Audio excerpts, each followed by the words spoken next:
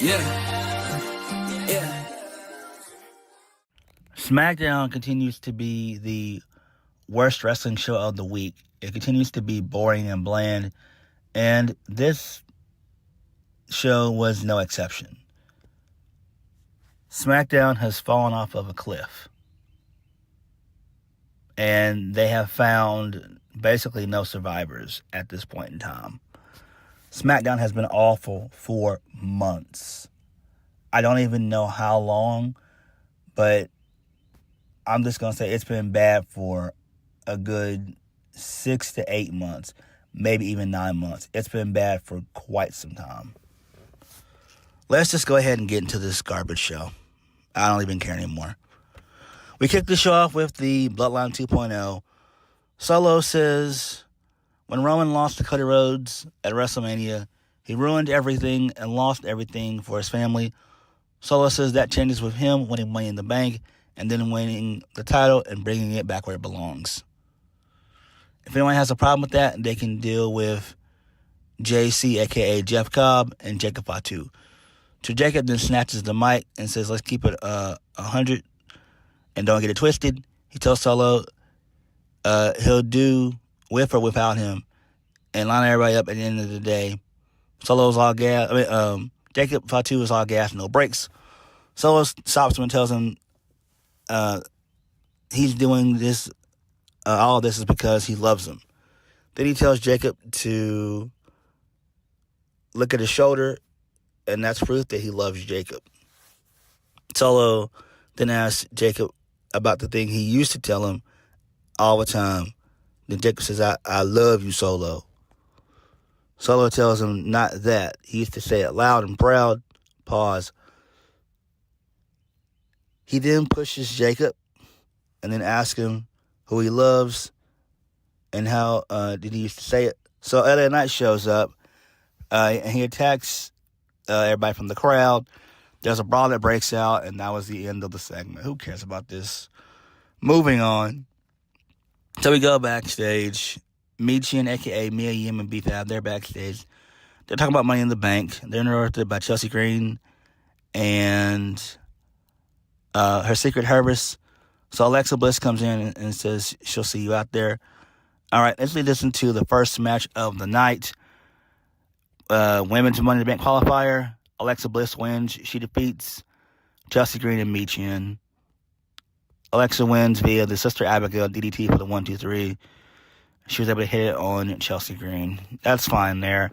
I expect her to win the Money in the Bank at this point. There's nobody else.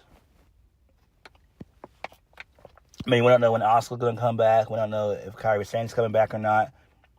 I'm pretty sure both of them are still nursing their injuries. Asuka's been out for well over 6.5 months, maybe close to 9-10 months now. But Asuka's been gone for a long time, and I have no idea where Kairi Sane is at all. I have no idea where the hell she is, but whatever. But my pick right now is that Alexa Bliss will probably end up winning. She got a good reaction here. So, yeah, moving on. So then this leads us into Fraxium, Nathan Frazier, and Axiom versus Johnny Gargano and Tommaso Ciampa DIY. DIY still gets little to no reaction. I mean, at this point, DIY, I don't even fucking know what you do with them going forward. They lose to Fraxium. Fraxium gets the win via roll-up. This match went on way too long. Motor City Machine Guns came out after DIY attacks Fraxium. And then the Motor City Machine Guns make the save. Who cares? The SmackDown Tag Team Division is just utter garbage. Moving on. We go backstage with Rey Fenix and Andrade. Rey Fenix says even though he fell from his WrestleMania moment, his next call is Money in the Bank. So, Solo, Jacob Fatu, and Jeff Cobb, they come in and they ask if Rey Fenix and Andrade if they've seen LA Knight. Alright, who cares? I don't care about this.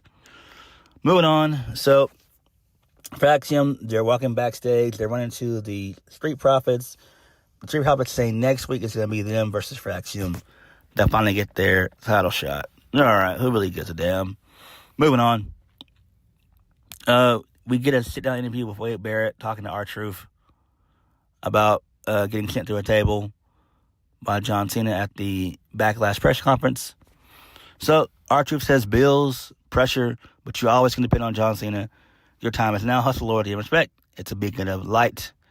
Then Wade Barrett tells R-Truth to listen to himself, and he recaps the finish at Backlash. R-Truth says the guy at the press conference is not the John he knows. R-Truth says he doesn't want to fight John, but if he has to beat him back to his senses, he'll do it. He's already talked to Nick Aldis, and at Saturday Night's Main Event, no matter who will walk out, no matter who wins, he'll walk out with his head held high. Hustle, loyalty, and respect. Okay, good stuff there. I mean, that's fine. I'm guessing it's just non-title. So, I know people are losing their shit thinking it was going to be for the championship. No, it's not. The match shouldn't even last that damn long. Maybe about 10 minutes. It's fine. Whatever. This gets John Cena on the card. This sells Saturday Night's Main Event. I would assume that John Cena's going to do Money in the Bank, right? I would assume he is. I don't know at this fucking point. Moving on. So we get a vignette from Damian Priest. It airs.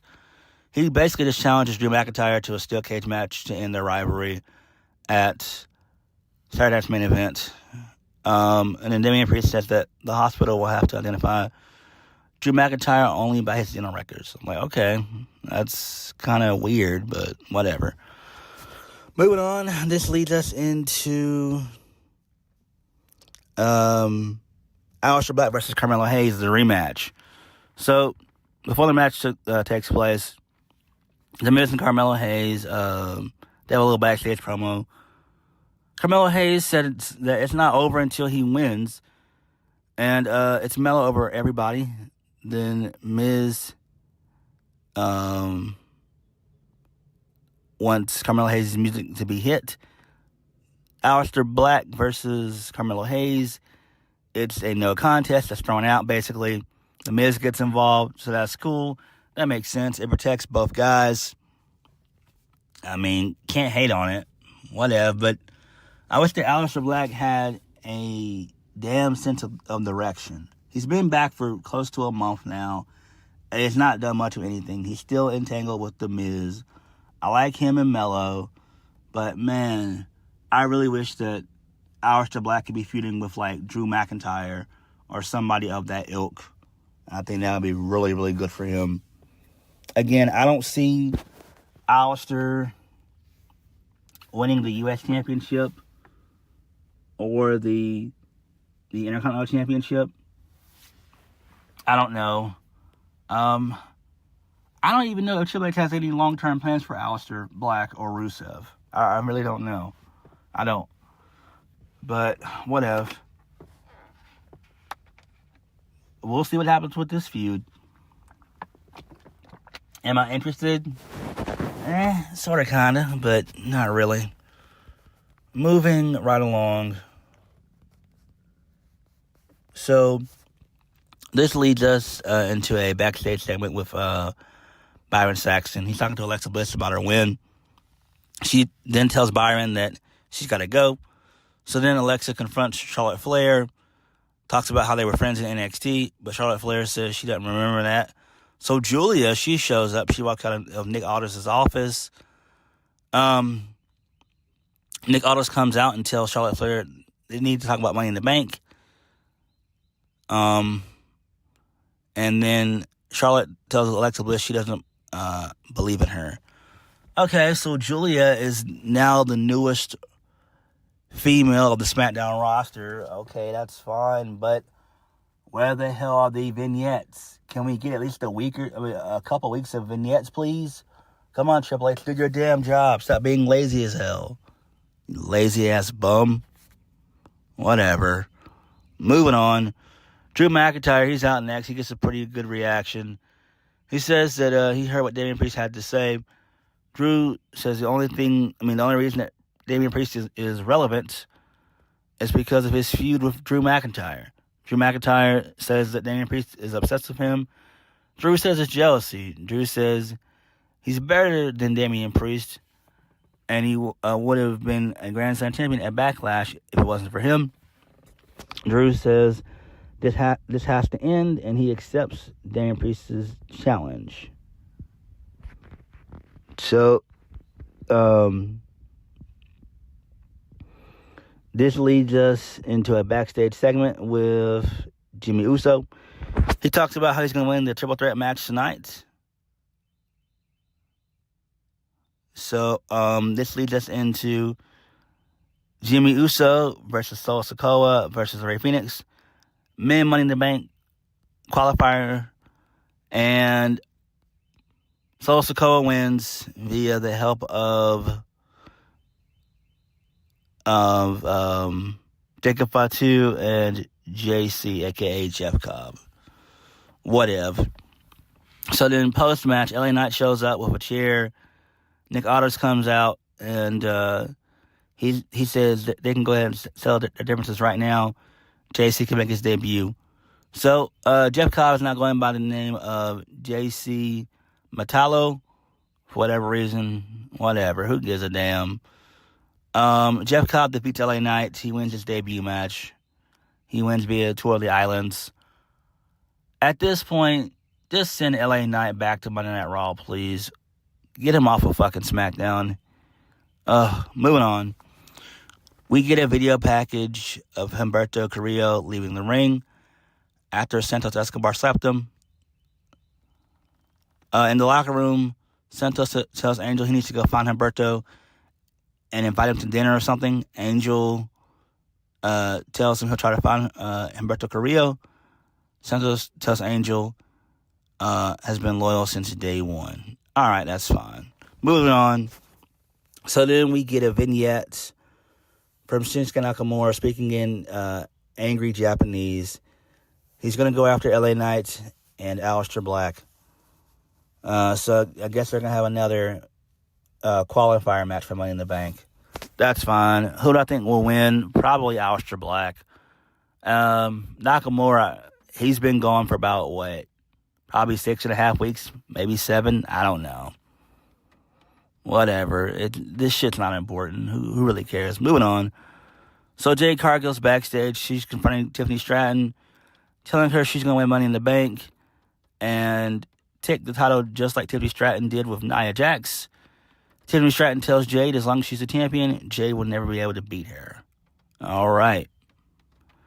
Then this leads us into the main event of the evening, Tiffany Stratton versus Nia Jax. We don't care about this. Tiffany retains her Women's World Championship via the prettiest moonsault ever. And she had to hit 2 to win the match. I don't care about any of this, man. SmackDown is a waste of time. This absolutely sucks. I have no idea what Triple H is doing at all. Triple H should be ashamed of himself. He really should. At this point, I don't even know what to even really be invested in via the show. There's no star power there. So Randy Orton's gone for probably about a good month and a half, 2 months. John Cena has no-showed. Roman Reigns has no-showed. CM Punk barely shows up on Raw or SmackDown. Cody Rhodes is still on vacation. Seth Rollins is on Monday Night Raw, and that's it. I don't know, man. This show just is piss poor. I don't give a damn about the show. It sucks. At this point, SmackDown and Dynamite, they are on par with each other. They actually mirror each other, if you're going to be honest. This was a waste of time. This really was a waste of 3 hours, man. It really was. These 3-hour shows are the shit. But what did you guys think of SmackDown? Like, comment, subscribe. Peace.